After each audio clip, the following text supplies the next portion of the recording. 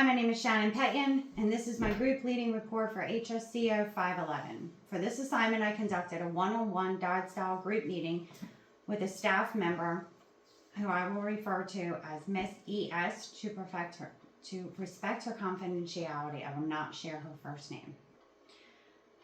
I am her supervisor at the Guidance Center for Mental Health Services, where I serve as the Assistant Director and Case Management Coordinator. The meeting took place on April 30th at 2 p.m. in my private office and lasted approximately 45 minutes. The focus on the theme was mental health professionals protecting their own mental health.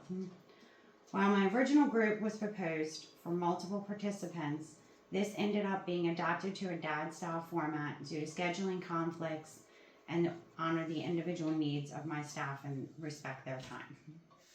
Discussing their dynamics, content, and process, I began the meeting with a warm welcome and a check-in. This is where I clarified that this was a reflective and supportive conversation only and would not be at all part of a performance evaluation. I reviewed the goals, and the goal was how to explore the mental health and how we as mental health professionals should be protecting our own well-being. I ensured that Ms. ES felt comfortable and free to share. I have reinforced the norms of confidentiality, mutual respect, and openness.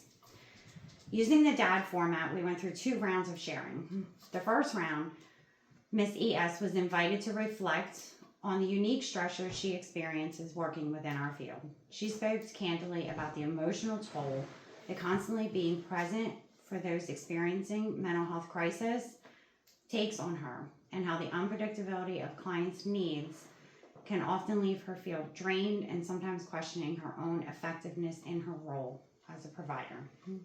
She also touched on how being the administrative pressures of being required to document these in a timely manner also adds to the stress that she feels and the fatigue that she often experiences by the end of the work week. The second round, I asked Ms. ES to reflect on how she manages her mental health and what strategies she's found helpful. She shared intentionally uses both scheduled and unscheduled time off. She says that sometimes she just needs a mental break, even if nothing major has happened. She emphasized that giving herself the grace to use her personal time has been essential to avoiding her self-burnout. Ms. ES also described her preferred self-care practices. She stated that spending time outdoors in her barn with her animals often gave her a sense of peace and grounding. She found the rhythm of the farm chores emotionally restorative and the environment in the barn beneficial to her health. In the evening, she stated that she sometimes sits in her hot tub. She also likes to read and watch television. She stated that she specifically likes to watch psychological crime shows. This kind of stood out to me as her appreciation for psychological insight in the programs. Even though we do this all day, she found this is restorative and relaxing to watch others perform mental health in the field. I responded with affirmations, drawing attention to how her coping methods connect both with her personality, her employment, and her healthy clinical boundaries. Drawing from foresight, the level of self-disclosure that Ms. ES demonstrated reflects a high degree of group cohesion, even in the DAD-style setting, and established the atmosphere of safety and trust. Throughout the session, I used active listening, open questioning, brief reflection, and summaries, and minimal encouragers to support her sharing. I also paused between the 2 rounds for a light process and allowing her time to settle on her thoughts.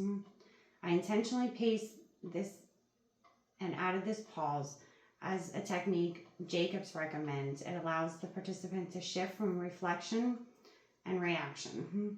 This seems to happen naturally during this process for Ms. ES as she processed her thoughts and feelings out loud.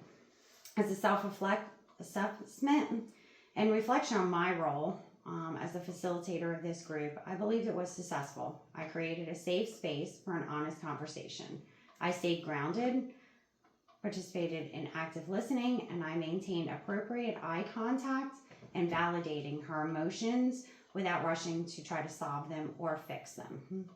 This aligns with what Jacobs guidance for avoiding rescuing behaviors. It was intended on fostering self-directed insight, and I believe that this dad style format encouraged that behavior. One area that I struggled with was navigating my role as both her supervisor, even though I clarified this throughout the session that it was voluntary and not evaluative.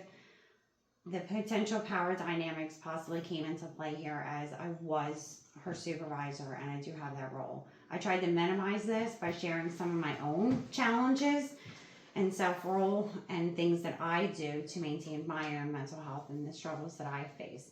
This is what Forsyth describes as horizontal leadership in small groups. Another challenging was managing time.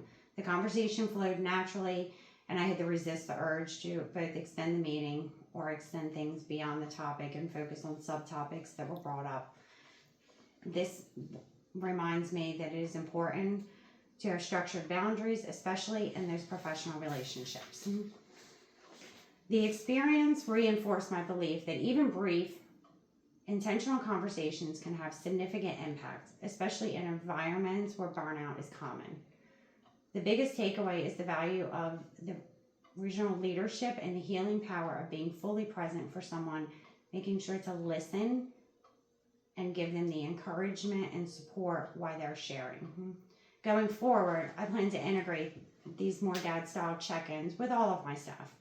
Checking in on their mental health, I believe, is important as we need to make sure that we maintain our mental health and stay the best we can be. We can only provide care if we ourselves are taken care of. As Galatians 6.2 reminds, bear ye one another's burdens and so fulfill the law of Christ. I believe that this applies deeply to the work we do as mental health professionals. I want to continue growing in my ability to draw deeper truths from others, whether it be in a group or a dad style formatting. I want to refine my skills in handling emotional intensity without absorbing it, balancing empathy and healthy boundaries. Thank you for taking the time to view my presentation. Have a good evening.